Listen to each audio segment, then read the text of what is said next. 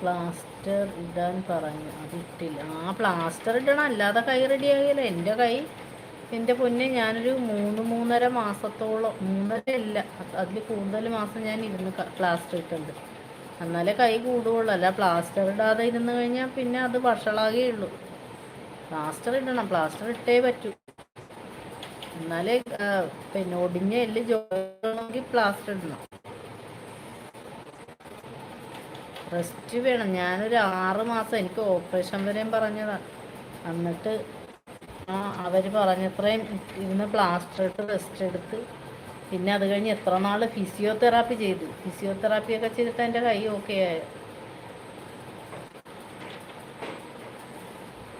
നല്ല പൈസ ഫിസിയോതെറാപ്പിക്ക് തന്നെ മുടക്കി. കൈ പൊക്കാൻ പോലും മേലായിരുന്നു, നിവർക്കാൻ മേലായിരുന്നു പ്ലാസ്റ്റർ വെച്ച് കഴിഞ്ഞ്. കൈ അങ്ങനെ തന്നെ ഇരുന്നേച്ച്.